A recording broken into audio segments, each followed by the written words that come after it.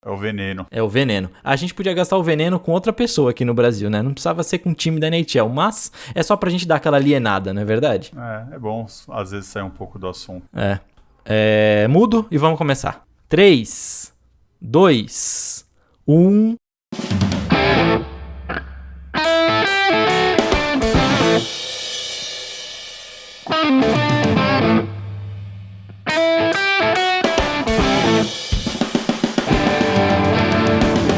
Fala, seus Olaf, tudo quarentenado e congelado com vocês? Tá começando mais um episódio do Zonecast, aquele podcast que, apesar do frio, chega quentinho pra falar mal de time ruim e criticar campeões. Então, chega bem agasalhado, Clay, traz o chocolate quente Luquiba e pega algumas cobertas Teteu. Bom dia, boa tarde, boa noite. Pra você que tá chegando agora, meu nome é Felipe Clemente e está começando mais um episódio desse já consagrado podcast do Tailgate Zone, o Zonecast.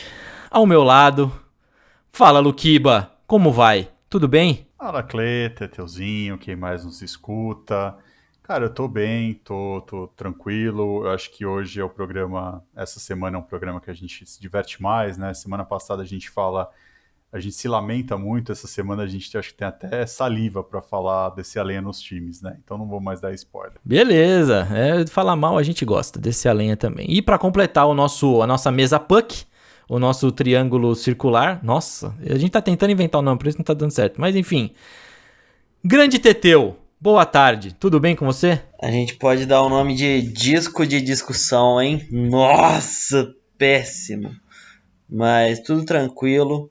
E é isso aí. Depois dessa piada eu fiquei até tonto, não sei nem o que falar, mas tá tudo tranquilo por aqui. Espero que com vocês também. É uma discosão, ô Luquiba? Eu nem comento esses trocadilhos, você sabe que esse tiozão do pavê não é comigo. O que eu posso falar pra você é uma linha de hockey, né? Você é o nosso center, eu e o Teteuzinho somos teus alas. E aí a gente fica nessa triangulação. Ah, tá.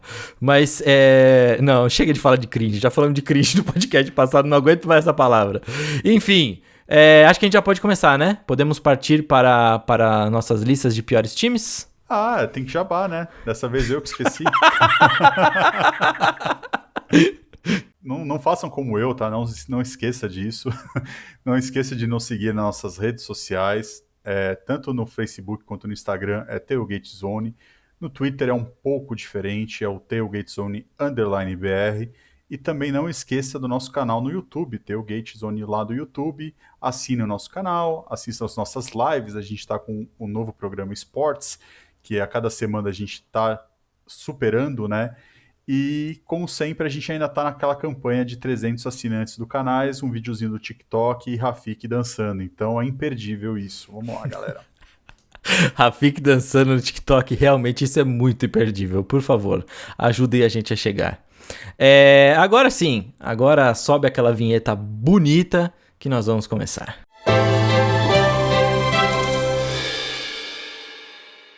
Matoca, nosso tema é piores times a ganharem a Stanley Cup. Feito isso, considerações de como elencamos esse time. Por favor, comente para nós. Bom, às vezes é um time que não tem um time muito bom, um elenco muito bom. Às vezes é um time que ninguém esperava ganhar. Às vezes é um time que ficou, sei lá, em oitavo e ganhou. Oitavo na divisão e ganhou mesmo assim. E às vezes é um time que você só se pergunta, não é possível que não tinha nenhum time melhor do que esse pra ganhar. Como você disse, né, Luquiba, na NBA, é simplesmente aquele time que fala, putz, o ano era tão embaçado que essa bosta levou, né? Eu classifico em duas fases, né? Você tem aquele time que venceu porque o ano era fraco, não tinha time melhor pra vencer, mas o time também era fraco. Ou que, como o Teteu disse, que aconteceu alguma coisa com alguém melhor e esse time venceu. Também eu incluiria nos comentários do Teteu alguma lesão de algum jogador-chave nos playoffs, né? Alguma coisa assim que aconteça, que aí o favorito cai e a zebra vence. Muito bem lembrado. E como eu falei bosta já, certeza que agora vai ter muito torcedor ofendido comigo porque eu chamei o time dele de bosta. Mas tudo bem, a gente não vai elencar o pior de todos os tempos, gente. Nós só vamos elencar uma lista do que a gente acredita que sejam os piores, mas não o pior. Então fiquem um pouco mais tranquilos. Dito isso, o que faz um time ser horripilante, Luquiba? Eu não acho muito bem eu não levo muito bem essa lista de piores com o time ser horrível. Eu levo como tinha alguém melhor para vencer, né? Eu encaro dessa forma. Então, assim, acho que ofende menos as pessoas. Quando a gente fala, esse foi campeão um ano, mas tinha tal time que poderia ter sido campeão e eu acho que todo mundo seria mais feliz com isso. Quando a gente fala dos melhores times a não vencer, né? Então, às vezes aqui você vai ver o contraponto daquele lado. Então, semana passada, pelo menos esse spoiler eu vou soltar. Semana passada, quando a gente falou do Vancouver Canucks, que não venceu 2011, essa semana a gente vai falar do Boston Bruins, que venceu. Então é por isso, né? Se a gente acha que um poderia ter vencido, aqui a gente vai justificar o porque aquele poderia ter vencido e esse não venceu. Eu acho que é mais nessa linha, Cleber. Muito bom, é isso. E então sobe aquela vinheta que todos já estão esperando do melhor brasileiro de todos os tempos, que nós estamos usando para cá. E eu não vou mais explicar isso no próximo podcast, garanto. Então sobe a vinheta e a gente começa a falar.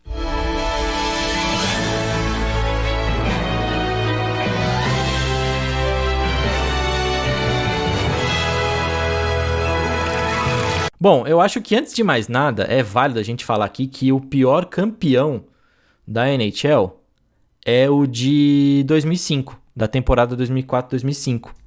Vocês concordam comigo? Concordo em gênero, número e grau. É a temporada que a gente não teve NHL, então esse é o pior campeão mesmo. Exatamente, Luquiba, você matou a charada. Como não tivemos um campeão, é o pior campeão, porque esse time nem entrou em quadra, olha que beleza. Em quadra não, no gelo, no rink, se assim vocês me entendem. É a prova de que não dá pra todo mundo vencer, mas com certeza dá pra todo mundo perder. Ai, belo ponto, Teteu. Mas feito isso, a gente tem que começar então falando aí realmente dos piores times. E aí eu já trago 2 direto, porque é o mesmo time em 2 temporadas péssimas, que é o Blackhawks de 33-34 e o Blackhawks de 37-38. Esse time é horrível, esse time foi mal em temporada regular, esse time tem o menor recorde possível e ganhou uma Stanley Cup, né, Luquiba? Isso aqui é ridículo. Só para complementar, a gente vai passar rápido esses times, porque acho que nem os nossos pais eram vivos, né, nessa época, então não tem muito o que falar. Pelo que a gente lê, né, pouco, o time, por exemplo, esse de 34 é o time que teve o menor número de gols contra e a favor, né? Então, assim, é um time que venceu 20 jogos só. Então, assim, é horrível, né, ser campeão. Tinha outros times melhores, mas nessa década não tem muito o que falar. Então, o que a gente fica de registros históricos, a gente se apoia em quem de fato, né, acompanhou isso, né? Então, quando a gente vê essas votações que a gente pega em sites confiáveis, como a própria NHL e outros parceiros, então a gente se apoia muito nisso. E aí, esses dois de Chicago, né, o de 34 e 38, acho que são os 2 piores da história a ser campeão. O de 38, ele, como você disse, teve o menor número de vitórias, venceu 12, né, e o de 34 venceu 20. Então são times que simplesmente não fizeram nada na temporada regular e aí nos playoffs, por algum motivo, conseguiram avançar e ser campeão. É engraçado falar isso, né? Porque acho que talvez o hockey nessa época também ainda não era nem o hockey como a gente conhecia. A NHL não era a NHL que a gente conhecia hoje, né, Teteu? Mas mesmo assim, são recordes bem negativos desses 2 times campeões do Blackhawks. Pois é, você conseguiu um recorde negativo que quando não tinha nem, 10 times jogando direito, assim, o negócio é feio pra tu, né? Pois é, ainda bem que depois esses 3 títulos aí que o Blackhawks ganhou, ele ganhou merecendo bastante, né, Luquiba? Porque se dependesse só dos passados, tava ferrado, né? Não, esse núcleo aí que teve, né, nessas últimas décadas foi fantástico. Aí eu acho que justificou, né, a franquia. Sim. O Blackhawks é um dos Original Six, certo? Por isso também que a gente tá falando dele aqui tão no passado, né? Sim, correto. Bom, fora Blackhawks, tem mais um time aqui. São 3 anos desse time também, e são bem horrorosos. Toronto Maple Leafs, 44-45, 48-49 66, 67. Quando o hockey ainda não era nem hockey direito, mas times ruins também, né, Luquiba? É outro do Original Six, né? Esse de 45 eu acho que foi um dos piores, né? Não foi tão pior quanto os dois de Chicago, questão de números, mas é um time que quase ficou com 50% de aproveitamento na temporada regular. Então, por aí você já dá para ter uma ideia. Um time que quase perde mais do que vence, e aí mesmo assim consegue ser campeão. Isso é um aborto, né? O de 49 conseguiu esse feito que o de 45 não conseguiu, porque o de 45 teve uma campanha 24 vitórias, 22 derrotas. O de 49 teve 22 vitórias e 25 derrotas, e mesmo assim foi campeão. Então, aí você, né, fica se questionando que porra aconteceu. E aí o que eu posso dizer, o que porra aconteceu é que, de repente, nos playoffs, esse time ganha. E é assim que acontece, né? Em qualquer esporte que você tem o mata-mata, nem sempre o melhor time vence, né? Essa que é a beleza do mata-mata. Não acho justo, mas aí é outro debate que não cabe aqui para hoje. Exatamente.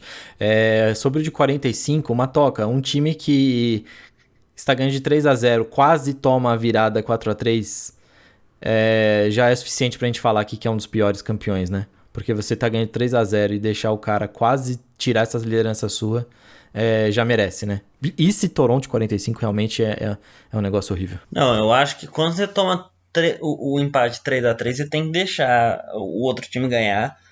Porque, tipo assim, se você ganhar, você não fez mais do que a sua obrigação que você tinha que ter feito 3 jogos atrás. E se você perder, é um vexame completo. Então, de todo jeito, vai ser um vexame que seja um vexame completo. É isso. Quando eu falo do 667, eu só não vou colocar ele. Eu acho que talvez ele seja o terceiro pior. E porque assim, quando você olha pro de 49, talvez ele seja o melhor dos piores. Porque pelo menos ele ainda ganha do Red Wings, que estava em primeiro, né? Então, são essas considerações que eu acho justas aqui. Mas passando, vamos para um time mais recente agora, que é o Devils de 94 e 95. Para mim, esse time, eu coloco ele aqui por ele deixar a gente com uma pulga atrás da orelha. Será que se não tivesse tido greve, se a temporada tivesse continuado, esse time era campeão? Eu não sei. E essa dúvida a gente sempre terá. Eu posso te afirmar, Clay, eu tenho certeza que não. Porque se fosse uma temporada completa, esse time nem chegaria aos playoffs. Foi mais um desses times que se aproveitou da temporada curta, né? Foram 48 jogos de temporada, eles venceram 22, ou seja, menos da metade, né? Sendo que se fosse uma temporada cheia, é um time que não chegaria aos playoffs e fatalmente não seria campeão. Então, acho que é basicamente isso. Eles tiveram a sorte de ser uma temporada curta e, por conta disso, ganharam. Então, acho que é por isso que entra nessa lista. Só para complementando, né, Matoca? Foram 22 vitórias em 48 jogos, que foram a temporada foi, né, 48 jogos. A liga tinha ganho... A média de vitórias da liga era 21, eles ganharam 22. Então, assim, era um time realmente fraquinho também, né? E vai ficar essa pulga mesmo. Basicamente, por exemplo, se o Canadiens ganhar esse ano. Porque falar que o Canadiens com certeza classificaria numa temporada regular normal tipo assim, não vou falar que é um exagero, mas é um palpite ousado. E eles estão na Stanley Cup. Então, se não tivesse esse rearranjo das divisões para eles só pegarem canadenses e chegarem numa final de conferência contra apenas canadenses, talvez eles não chegariam tão longe, de todo respeito ao canadiano. Só que, tipo assim, o time é bem, no papel, ele é bem mais fraco do que todos os outros das finais de conferência, por exemplo. Mas, mérito deles estão na Stanley Cup. Não tem que ter respeito, não. Tem que descer a lenha mesmo nesse time, pô. O time só chegou na Stanley Cup por isso mesmo. O time pegou uma divisão que era uma piada, a divisão dos canadenses. Eu acho que nunca vi uma divisão tão fraca, né? E mesmo assim, com tantos times ruins, eles ainda penaram. Foi o último time a se classificar. Ainda se classificou praticamente nas últimas semanas por incompetência dos outros, porque Vancouver não conseguia ganhar, Calgary não conseguia ganhar. Então, assim, não é que ele se classificou dominando, ele se classificou porque os outros foram perdendo. Então, esse time é medonho.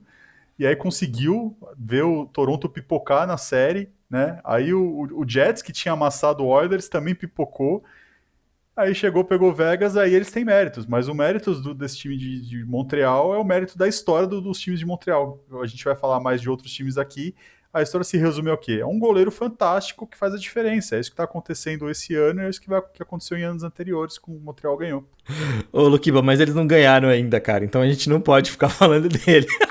Mas a gente pode falar do canadiano de 85, 86 e de 92, 93, se você quer xingar eles. O de 85, 86 terminou com 40 vitórias, 33 derrotas e 7 derrotas em prorrogação. 87 pontos no total. E assim, como você disse, Steve Smith. É isso que eu tenho pra falar e agora você segue. Vamos lá. Esse time de Montreal, para começar, ele era o final daquela dinastia que a gente teve lá no final da década de 70, quando 75 a 79 venceu 4 temporadas, 4 Stanley Cups. Aí você tinha, nesse plantel, o Bob Gainey, você tinha o Larry Robinson e você tinha o Mario Tremblay. Então você tinha 3 jogadores dessa linha. E por que esse time foi campeão? Não foi por conta desses 3 jogadores, foi por conta de 2 fatores. O primeiro fator chama Patrick Roy. Simplesmente o cara foi fantástico. Teve uma pós-temporada fantástica e, como eu disse, se esse Montreal desse ano for campeão por conta do Price, é a mesma coisa que a gente teve do Patrick Roy. E segundo, eles não enfrentaram o Oilers. Simples. O Oilers pipocaram contra o Flames, né? Teve o gol contra ali no último jogo.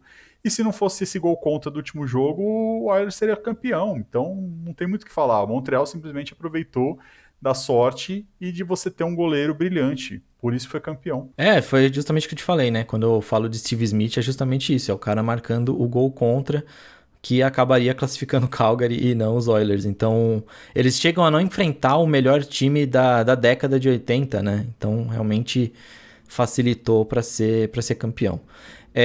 Mas aí nós temos 92, 93 também, que o elenco já não tinha mais nada a ver com esse que é multicampeão, né, Luquiba? E talvez não merecesse mesmo ganhar, né?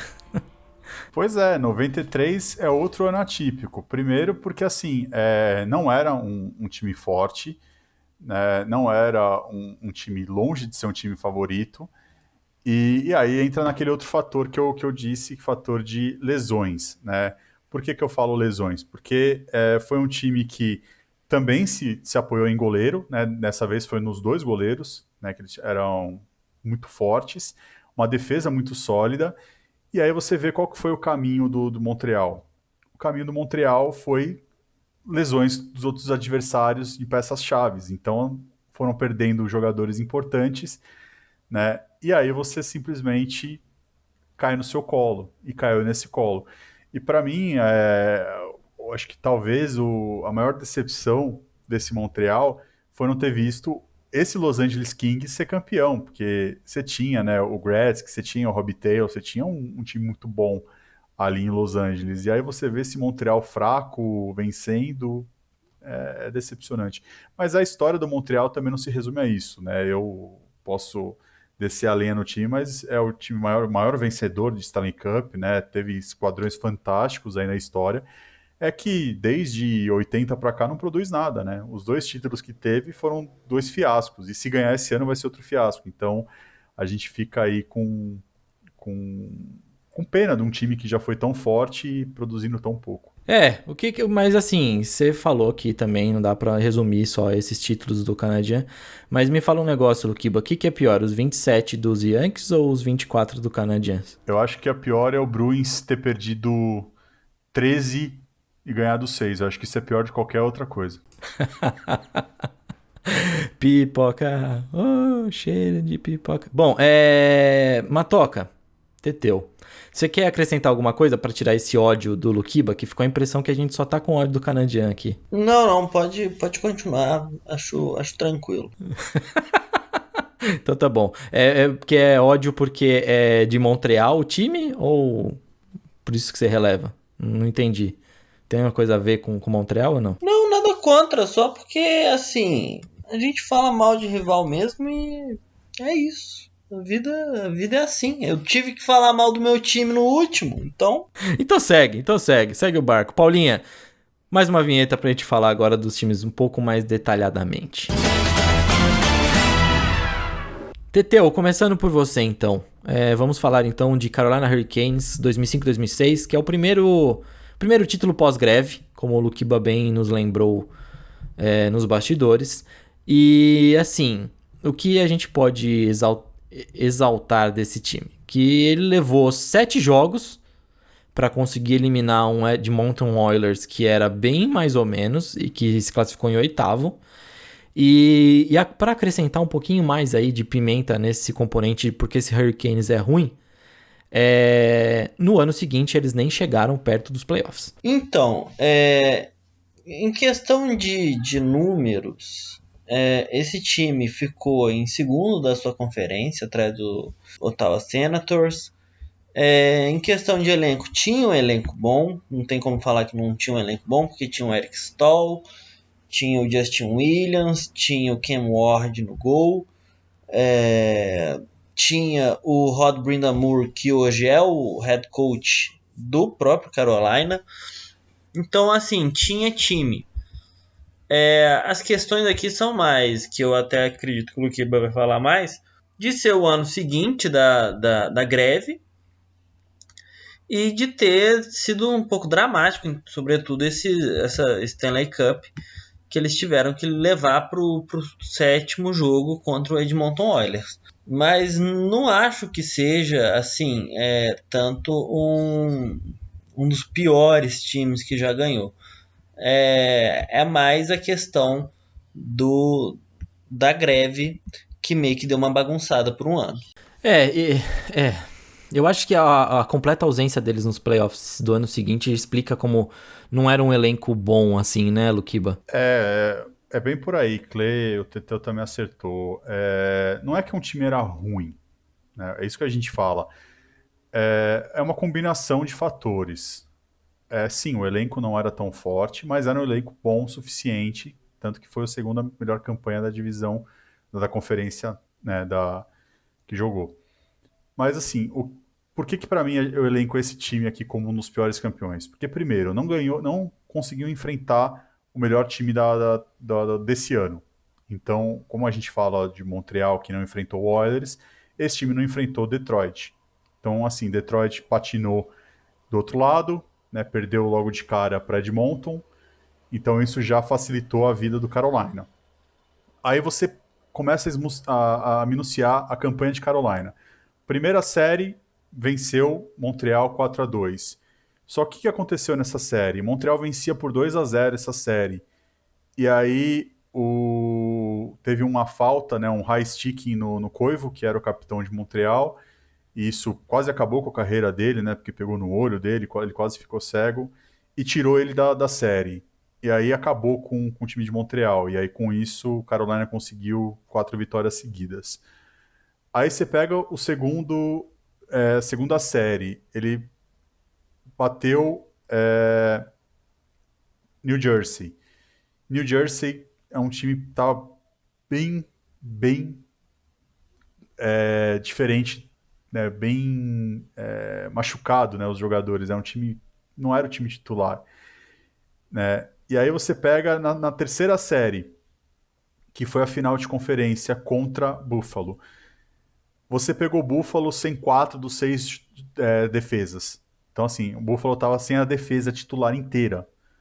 Então, assim, você começa a entender. Tudo bem, eles teve os méritos, eles ganharam, beleza, foram campeões, parabéns. Só que, assim, é o que a gente fica naquele exercício. Será que esse time seria campeão se Detroit não tivesse patinado? Será que esse time tinha sido campeão se o Koivu não tivesse sido machucado? Será que esse time seria campeão se Buffalo tivesse completo ou se o New Jersey também tivesse completo?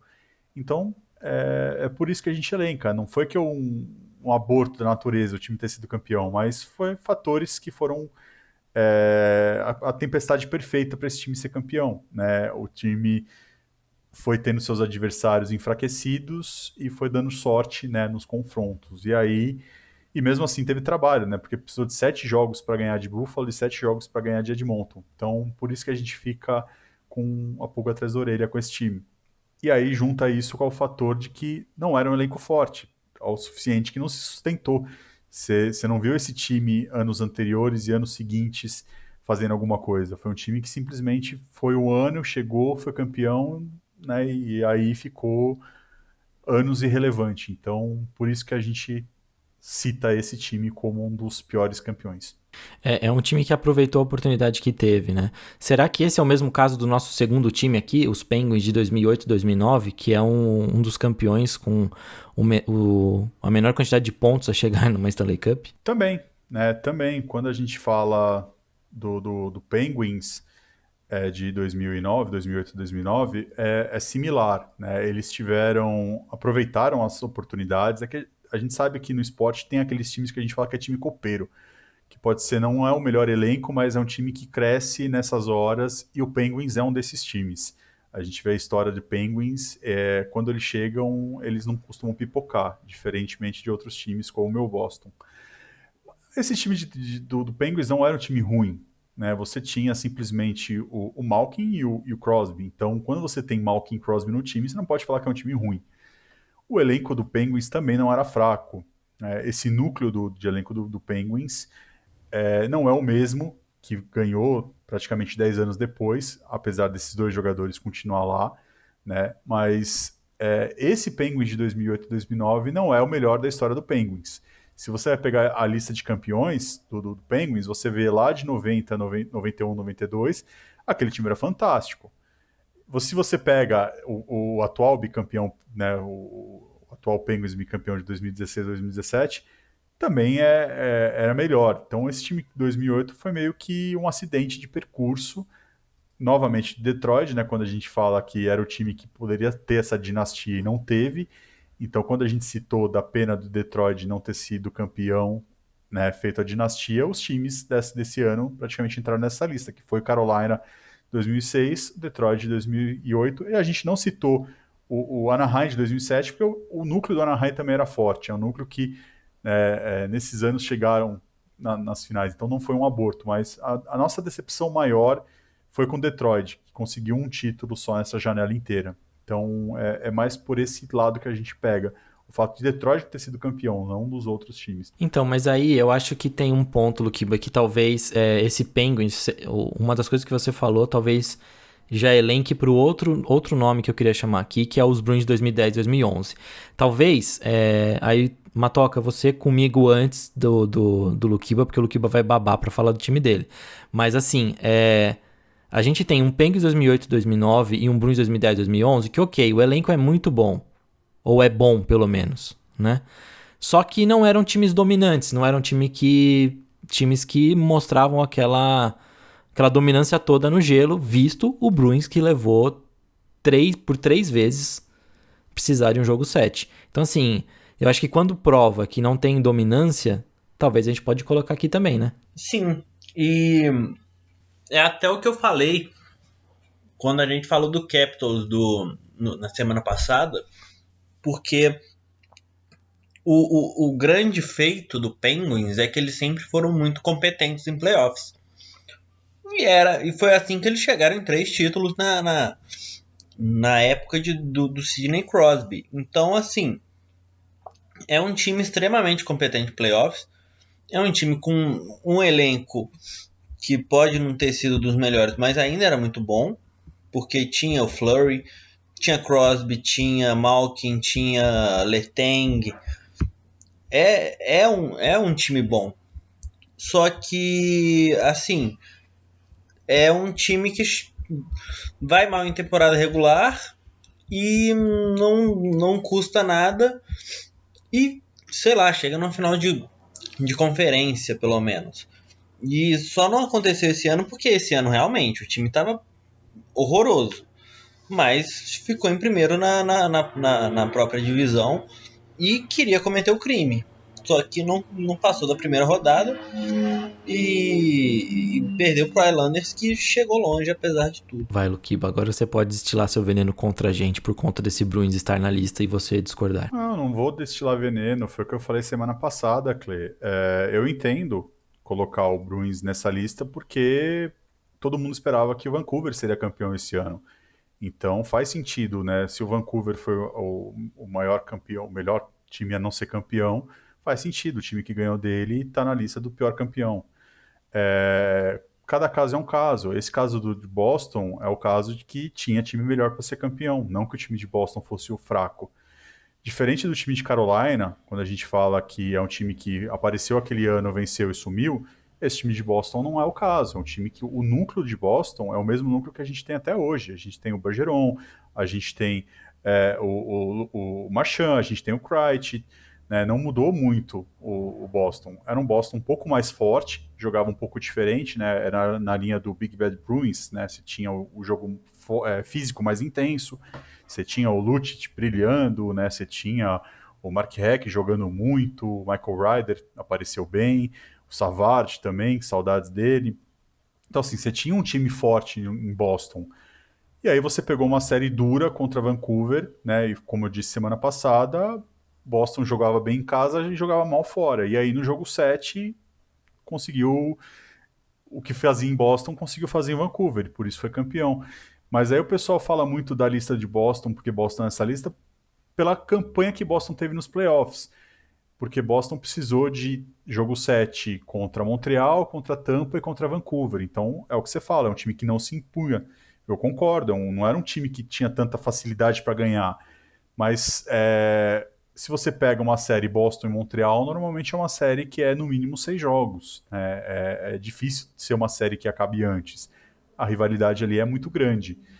Contra a Tampa é a mesma coisa. Boston sempre tem trabalho quando joga contra o time de Tampa. A única, acho que, facilidade que Boston teve aí nessa série foi contra a Filadélfia, que foi uma vingança do ano anterior, Boston ter perdido, vencia 3-0 e perdeu 4-3, e aí no ano seguinte varreu a Filadélfia. Então, assim, para Boston, o título de 2011 foi um título que já era, né, o pessoal já esperava que esse núcleo de Boston fosse conseguir alguma coisa, e a decepção é que não deu sequência, não conseguiu ser campeão posterior, porque aí depois chegou na final, que perdeu para Chicago em 2013, aí mudou um pouco o núcleo, passou alguns anos mudando, mas ainda manteve o elenco, que foi o time que perdeu em 2019, né, e é o time que está até hoje, que eu acho que esse ano agora, que vai ter 2021, 2022, é o último ano da janela, né, do Bergeron, do Marchand, do Krejci. Eu acho que se não for, não vai mais. Aí eu acho que, né, que fica a decepção para esse núcleo só ter vencido uma vez. Mas nesse caso eu acho que é mais pena por Vancouver não ter sido campeão do que Boston ter sido campeão. Bom, a gente chega aqui a mais um núcleo, 2011, 2012, 2013, 2014, que ganha, e a gente também fica com aquela sensação de, putz, ganhou. Los Angeles Kings 2011, 2012, Los Angeles Kings 2013, 2014. O time de 2011, 12 é um dos que tem pontuação mais baixa para um campeão também. Então é marcante isso. Mas se tem uma coisa que a gente pode falar desse núcleo, desse Kings, e que apesar de eles estarem nessa lista é admirável, é como eles jogavam nos playoffs. Isso aqui é fora do comum que esse time acordava nos playoffs, né, Teteu? Talvez seja o mesmo caso, quando a gente for falar de NFL, de falar de um New York Giants que vence os Patriots. Porque realmente o fogo que esses caras pegaram em playoffs é um negócio bizarro. Então, esse time, o de 2011, terminou em último na sua divisão, na conferência. E o de 2014 ele terminou em sexto na conferência. Então, assim, por pouco podia não ter passado, podia não ter feito essa história. E é um time que, tirando um ou outro jogador, você não vê um jogador claramente fora de série. Tem o Drew Doughty, só que não era o Drew Doughty que a gente conhece de alguns anos atrás.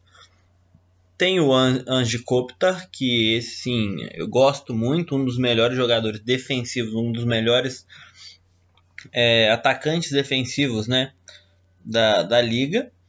E de resto, assim, o Jonathan Quick, que sempre foi um ótimo goleiro, e não tem nenhum outro, e o Dustin Brown, não tem nenhum outro jogador que te enche os olhos de ver jogar igual em outros times. Só que é o que você falou, chegou nos playoffs e eles levaram. E aí eu queria destacar duas coisas. Primeiro, a importância desse time, porque eu acho que a partir dali, Los Angeles deu mais visibilidade pro Kings. Acho que desde a época do Gretzky. Só que ali meio que voltou essa visibilidade para Los Angeles. Eu sei que. Eu acho que o Kopitar até aparece na série Modern Family, ou pelo menos eles vão ver um jogo do Kings, e isso não é muito usual da gente ver em série de TV. E eu lembro que teve uma piada, porque nessa época foi 2011, 2012, né? Para quem se lembra, calendário Maia acabava em 2012, não sei o que. E aí foi na mesma época que o Corinthians ganhou uma Libertadores, o Chelsea ganhou uma Champions League.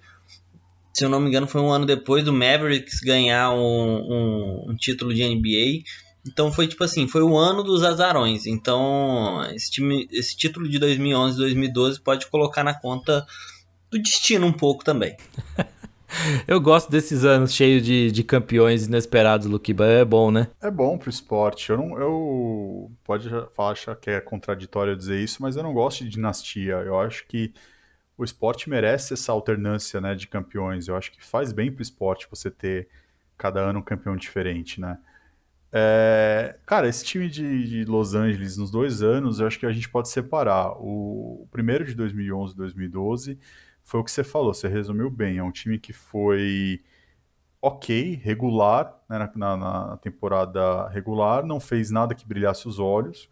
Como o Teteu disse, não era um núcleo que tinha nenhuma estrela que você fala, esse cara provavelmente é o cara que carrega o time nas costas. Mas simplesmente ganhou de Vancouver na primeira rodada, que era o melhor time da conferência, 4-1, ganhou com autoridade. Depois varreu o Blues, que era o segundo melhor time da conferência, e depois, na final de conferência, 4-1 em cima do Coyotes, que era o terceiro melhor time. Então, assim, ele ganhou do melhor, do segundo e do terceiro.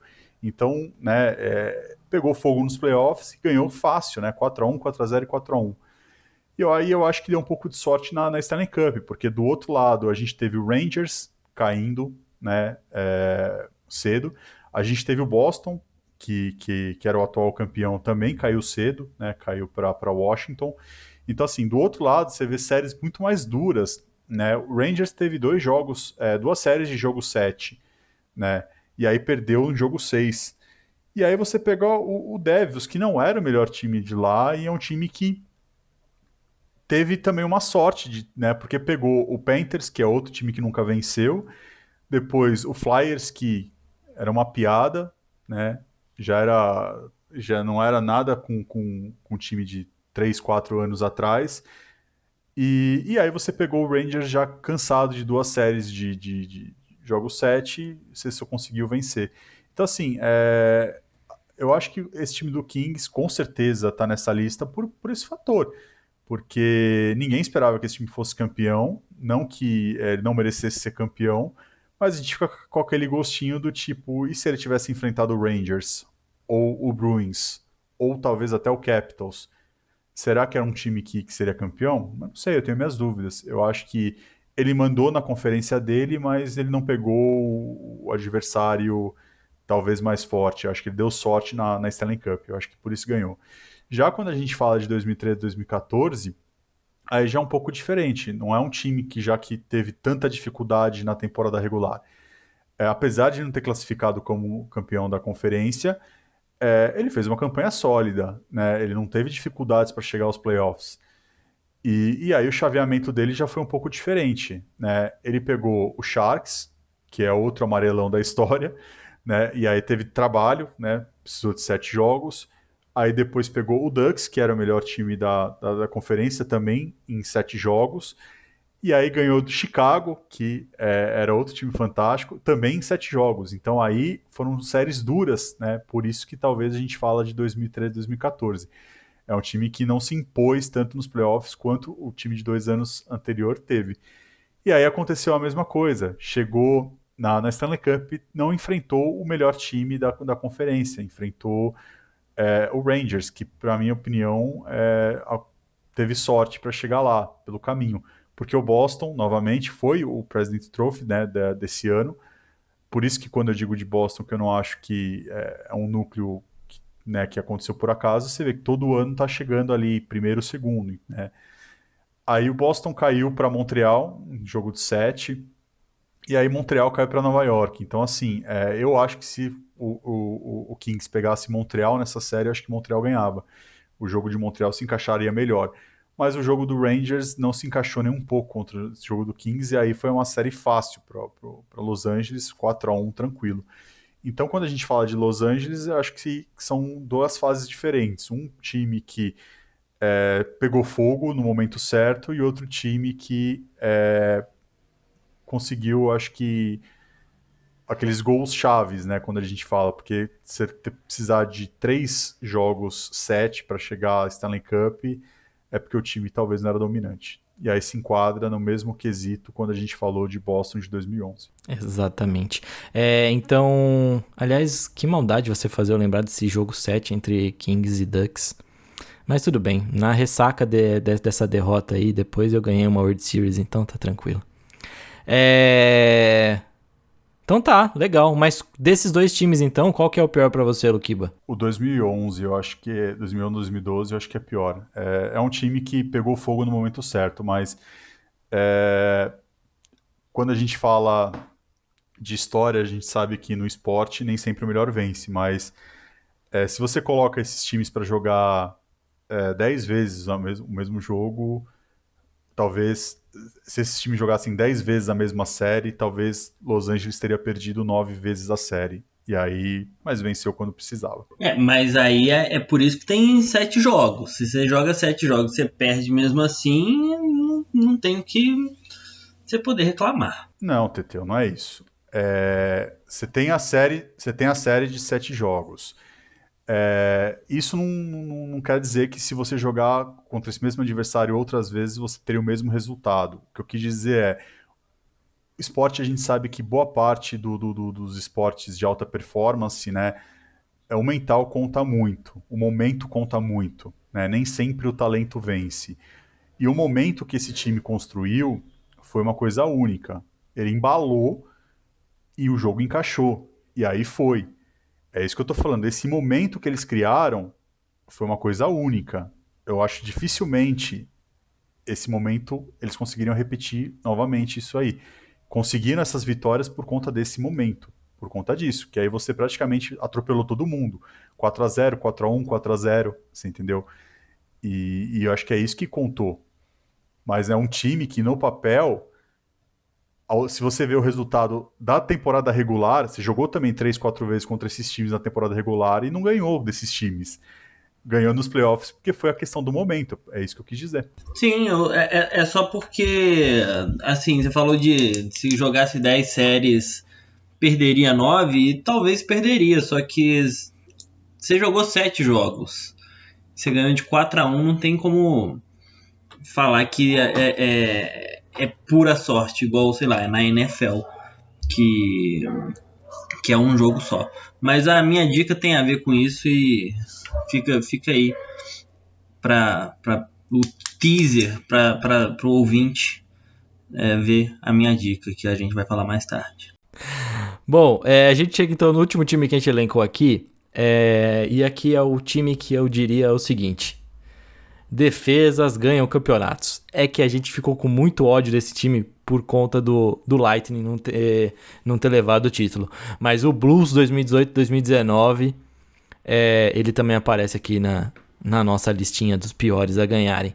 Mas é um time que tinha Ryan O'Reilly jogando muito, Alex Pietrangelo, Tarasenko, tinha também Patrick Maroon. Então assim, é um time que era relativamente bom, tinha boas peças, mas a gente não esperava que fosse ganhar logo do Tampa Bay Lightning, que quebrou vários recordes, né, Luquiba? Então, ele não enfrentou o Tampa Bay Lightning, né? Realmente. Foi o Lightning caiu antes. Então, foi o ano que o Lightning caiu antes. Qualquer um dos que vencesse esse ano estaria nessa lista, Clay, pra ser bem sincero. Seja Boston, seja o Blue, seja o Sharks, seja o Carolina, qualquer um dos times que vencesse estaria nessa lista. Por esse fator, porque era o fator que o Tampa Bay era o time para ganhar esse ano. Né? Então, como não ganhou, o vencedor desse ano fatalmente teria que estar nessa lista. O time do Blues, cara, foi também outro que teve a tempestade perfeita, porque era um time que tava entre as piores campanhas, aí mandou o técnico embora, né? Aí o Berube assumiu como interinamente, e aí de repente o time clicou, né? É, foi ganhando, foi ganhando, foi ganhando, não convencia, mas vencia, né? Então teve uma série contra o Jets 4-2, teve uma série contra Dallas 4-3, teve uma série contra Sharks 4-2 e uma série na Stanley Cup contra Boston 4-3. Então ele não convenceu ninguém, né? Mas do outro lado também Boston também não convencia, né? Porque se Boston tivesse enfrentado Tampa na segunda rodada, fatalmente teria perdido. É que teve aquele apagão, né, de Tampa, que Tampa foi varrido por Columbus e aí abriu o caminho para os times mais fracos chegar. Então, Boston já estava uma bagunça, né? E, e aí, mesmo assim, acho que deu trabalho até para São Luís, né? Foi 7 jogos.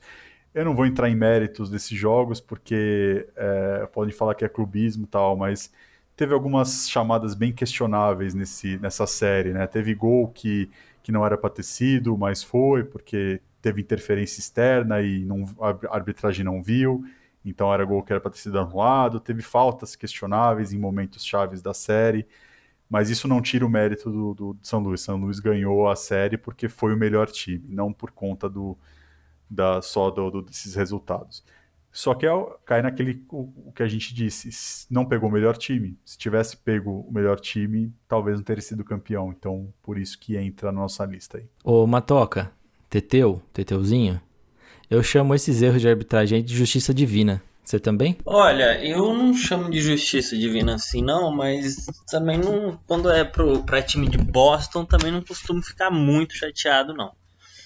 Que não dá pra ficar muito chateado. Mas eu acho que, tipo assim, esse título, você tem três grandes pilares desse título. O primeiro é, que nem vocês falaram, a defesa, o Pietrangelo jogando muito. E aí entra até o segundo pilar, porque é um cara que joga muito bem defensivamente, um atacante que joga bem defensivamente, que é o Ryan O'Reilly, que tinha acabado de chegar, foi líder em pontos da equipe. Acho que ele fez toda a diferença nesse título. E o último é o Jordan Binnington, que assim, até, sei lá, acho que até os playoffs, até essa temporada, a temporada em si, ele não era ninguém, basicamente. E chegou, catou muito nos playoffs e com certeza foi crucial para a vitória do St. Louis Blues em cima do Boston Bruins. Assim, o time no papel em si, se parar para olhar, não é tão ruim, porque é um time que tem o O'Reilly, tem o Tarasenko, tem o Pietrangelo, só que você tinha times que, por exemplo, o próprio Tampa Bay, que poderia ter ido melhor, mas acabou não indo. Fora que eles tinham Pat Maroon, que ganhou nesse ano, ganhou no ano seguinte com o Tampa Bay, e continua em Tampa Bay. Então, se você quiser fazer uma aposta, se você não, assim como o Michael Scott de The Office, se você não é supersticioso, apenas um pouco esticioso, apostaria em Pat Maroon levando mais um título. O que é legal aí, que bem lembrado pelo TT, o Luquiba, é que o Jake Allen, que foi quem jogou mais durante a temporada regular, mas o Binnington, ele realmente assumiu o gol do time aí nos playoffs. Foram 26 jogos e o cara jogou demais, porcentagem de 91,4% de saves. Que impressionante, né? Você precisa de um grande goleiro na NHL sempre, né? Precisa, Clay, precisa, mas eu não acho que na Stanley Cup isso teve o fator, porque os jogos, né, contra Boston não foram jogos que você fala que o Blues ganhou por conta do goleiro, né? Porque se você vai pegar os jogos que o Blues perdeu, primeiro jogo, o Boston ganhou 4-2, aí depois a segunda vitória de Boston 7-2 e depois a terceira vitória de Boston 5-1. Então não foram jogos que o goleiro falou, fechou o gol e o Blues venceu por isso. Eu acho que foi um fator coletivo, né? O time do Blues encaixou muito bem. Ele falou, né, do O'Reilly, com certeza, o Pietrangelo também teve uma série fantástica, o Jandy Schwartz voltou jogando bem, ele que teve uma lesão, né, nesse ano, e aí o St. Louis conseguiu aproveitar os erros, né, com Boston ofensivamente, fazia muito gol de contra-ataque, né, e venceu acho que mais por isso. Eu acho que o goleiro nessa série não fez a diferença. Pode ter feito a diferença nos playoffs como um todo, mas na Stanley Cup, para mim, eu acho que foram outros fatores que levaram o Blues a vencer. E mesmo Boston ter perdido, né, torcer para Boston, mas eu fico feliz, cara, por o Blues ganhar, porque o Blues era acho que foi o último time da expansão que teve lá de 60 e pouco a vencer uma Stanley Cup, né? Então, merecia esse título, né? Então, perdeu, mas pelo menos perdeu para um time que eu acho que merecia vencer, né? E isso talvez não deixe tão amargo quanto em outras derrotas que teve aí de anos anteriores. Era o último time de St. Louis ainda a não ganhar um título, porque a gente tem os Cardinals, né, que já ganharam 11 vezes a World Series. Teve também o St. Louis Hawks, que hoje é o atual Atlanta Hawks, ganhando lá em 57, 58. E o St. Louis Rams, que ganharam em 99 e 2000 também a NFL. Então era o último time aí que faltava de St. Louis para ganhar essa bagaça. Tem um outro fator, Clê, também, que eu acho que foi quando você fala de justiça divina, eu acho que foi uma injustiça divina, né? Porque foi a primeira temporada que o David Becks, né, ele saiu do St. Louis trocou ele, e ele estava em Boston. Então, assim, primeiro ano do cara, e aí é o ano que o time do cara é campeão. Então, o cara sempre quis trazer um título para a cidade. Indiretamente ele conseguiu um título, mas ele não pôde saborear, né? Porque ele perdeu a final. Então, eu acho que é uma injustiça divina com o David Becks. Eu acho que ele merecia ser campeão por São Luís, não, né, ficar marcado por perder na final contra São Luís. Isso sim é realmente uma injustiça, e a gente vai terminar então com essa sua aí, porque eu acho que talvez eu tenha com justiça divina no roubo contra qualquer time de Boston. Acho que talvez não tenha sido a palavra certa, mas tudo bem. Vamos para as nossas dicas para animar o final de semana da galera. Dicas legais, dicas sensacionais. Bom, vamos... então, o Teteuzinho já deu o teaser lá, já deu meio que um spoiler. Conta aí que vídeo a gente tem que ver, Teteu, pra entender melhor porque tanta zebra acontece na NHL. Então, é de um canal que eu já cheguei até a comentar aqui, que chama Vox. Ele explica, é um vídeo que um cara fez um livro que explica mais ou menos por que os underdogs, né, os azarões, vão melhor no hockey do que no basquete. E aí explica porque algumas questões de habilidade, de sorte, e assim, o fato de, por exemplo, a NFL ela é mais randômica do que o beisebol, porque tem 10 vezes menos jogos do que o beisebol, então fica mais... É mais fácil de times piores irem para pós-temporada por conta disso. Só que aí eles vão explicando e explicam baseado em posse de bola, em habilidade, porque você consegue ter um LeBron James jogando um tempo inteiro, tanto no ataque quanto na defesa, mas você não consegue ter um Crosby jogando o tempo inteiro. Então é um vídeo de 8 minutos e eu recomendo, que eu achei bem interessante, baseado num livro de um cara que fez um estudo em cima disso.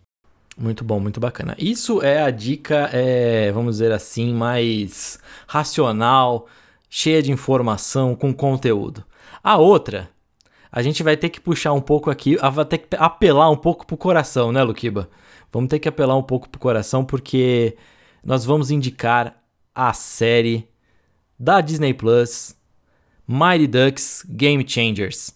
Porque sim, a Disney produziu uma série para que a gente relembrasse o que foram os Super Patos de lá de trás. Fantástico, né, Luquiba? Já assistiu? Já assisti, Clê. Eu não acho que a dica é para relembrar essa nostalgia, né? Eles fizeram uma série um pouquinho diferente, né? como inverteu, né, a situação, né? O Ducks, que era o time do coração, virou o time dos bullies, né? Então, não vou dar spoiler da série inteira, óbvio, mas vale a pena para a gente resgatar aquela nostalgia, né, dos filmes lá que a Disney fez, que inclusive tem alguns atores que fazem pontas, né? O próprio Emílio Esteves, ele é o principal da série, mas eu digo mais da garotada que apareceu, tem algumas pontas especiais, então vale a pena. Exatamente. O time do coração virou o time do bullying, é legal.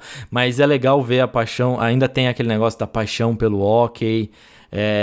O filme, a série é gravada em Minnesota também, então que é muito bacana. Cara, eu chorei demais com o último episódio, é fantástica a série. E se a gente xinga muito o time, que, puta, esse time é horrível, a gente tem que lembrar às vezes também que tem um time que é campeão por conta do coração. Que o cara ganha na raça mesmo, no amor pelo negócio que ele tá fazendo. Eu acho que é mais nesse ponto aí que eu falei de resgatar o coração, Luquiba. Tá certo, Clê, tá certo. Fica aí a nostalgia, vale a pena, cara. Eu recomendo, eu concordo contigo. É uma série muito bem feita, né? E quem cresceu vendo esses filmes, né? O D1, D2, D3, vai suar os olhos, né? Não vou falar outra coisa. É isso aí, exatamente. Bom, meus caros. Calma, meu querido. Calma? Que tem uma terceira dica aí. Opa, aí sim, hein? Aí sim, vamos lá então. Quando a gente fala de piores times a ser campeão, cara, tem um fato na história que eu acho que é o que mais reflete, e justamente aconteceu isso no hockey. Para quem não sabe, procura o termo Miracle on Ice, né, que é o milagre no gelo, que as pessoas vão entender o que eu estou dizendo. Os Estados Unidos, historicamente, não mandava os seus atletas profissionais para as Olimpíadas, né? Tem lá uma regra que para você participar da Olimpíada você precisava ser amador, né? Então, nessas décadas aí sempre contou não com a força máxima, né? Isso mudou lá para depois de 90, que aí veio o Dream Team de Barcelona, do basquete, e aí começou a dominar em outras coisas. Mas no hockey sempre foram amadores. E aí eles foram para essas Olimpíadas de 80, né? Em Nova York, né? Então, Olimpíada em casa. E eles foram com um amador e aí eles simplesmente, acho que foi a maior zebra da história dos esportes, né? Porque eles venceram a União Soviética, que era um time fantástico, né? E eles, inclusive, já tinham jogado antes, né? Um amistoso antes de começar as Olimpíadas, ele tinha sido massacrado, né? Pela União Soviética. E aí fizeram um filme, óbvio, o americano adora essas histórias e como não fazer o filme. O filme em português chama Desafio no Gelo, né? O título original é só Miracle. Conta essa história, né? Desse time amador que conseguiu esse milagre vencendo a União Soviética e sendo campeão olímpico em casa. Então fica aí mais essa dica. Muito bom. Aliás, essa história do Miracle on Ice, a gente comentou aqui já com um documentário que tem na própria ESPN Filmes. Só que aí você vai ver realmente o relato dos jogadores, etc, né? Então, mas de qualquer forma, esse filme é belíssimo também, Luquiba, muito bem lembrado. Eu só sabia, quando eu puxei o documentário da ESPN para assistir, eu sabia do Milagre no Gelo por conta deste filme que você recomendou agora. Então, bela dica. É isso que eu tenho para dizer. Esse filme aí é o Of Miracle and Man. Isso, exatamente. Esse mesmo. Eu sei que tem também uma banda com esse nome. Acho que é esse nome mesmo. Não, é Of Monsters and Men. Of Monsters and Men. Isso, por isso que eu tava confundindo. Mas é isso aí. Uma ótima banda de post-hardcore. Mas agora sim, né? Não tem mais nenhuma dica, né, Luquiba? Posso fechar agora? Pode, cara. A última dica que a gente pode falar é fora Bolsonaro. Meus queridos, foi muito bom estar com vocês, foi muito bom conversar com vocês e foi maravilhoso gravar este podcast sobre NHL. Eu aprendi muito com vocês. Aquele efusivo abraço, beijo no coração de vocês e até semana que vem. Um beijo, eu confundi, a banda chama Of Mice and Men, a de post-hardcore. A de Of Monsters and Men é uma banda indie. Mas é isso aí, fiquem em casa quem puder ficar, quem tiver que sair, use máscara, se proteja. E quem puder tomar vacina, tome a vacina. E é isso aí. Beba água, aquele abraço. Obrigado, Clê, Teteuzinho, quem mais nos escutou. É sempre um prazer estar aqui gravando com vocês, principalmente quando a gente fala sobre assunto que a gente gosta, né? Acho que até dá um calor para conversar a respeito disso, então acaba sendo uma conversa super agradável. As dicas aí são ótimas, as recomendações do Teteu eu reforço e finalizo falando fora Bolsonaro para não perder a tradição. É isso aí, porque aqui tem posicionamento. Você vê por aqui. É isso aí. Galera, fiquem em casa se puderem. Se não puderem, usem máscara. Passem álcool gel a cada instante. Troquem a máscara a cada 2 horas. Tomem todos os devidos cuidados necessários. Cuidem também de quem vocês amam. Eu desejo um forte abraço. Um grande beijo no coração de todos. E até semana que vem a gente vê. Tomando cerveja, porque cerveja também tem água. É importante. Uma toca está podando a nossa cerveja, mas bebam cerveja. É isso. Grande beijo. Até semana que vem. É isso aí, seus Olaf. Acabou mais um episódio do Zonecast. Olha, nessa semana nem vou ficar falando de Brasil não. Essa CPI tá tirando até robô do sério. Vou deixar meu comentário final por conta desse friozão que estamos passando. Dê uma olhada no seu armário, veja blusas que estão em bom estado, e você não usa mais e doe. Tem muita gente em situação complicada, e uma ajuda sempre será bem-vinda. Procure por campanha do agasalho no Google, e veja os lugares mais próximos de você. Ajudar ao próximo também é ajudar a si mesmo. Enfim, vamos seguir tomando a boa e velha água, que também é importante no inverno, para superar esses dias difíceis. Também não deixem de nos seguir nas redes sociais: Facebook, Instagram e Twitter. No Facebook e no Instagram, Tailgate Zone, e Tailgate Zone _BR, no Twitter. Semana que vem tem mais, e toquinhos de luz no cotovelo de vocês.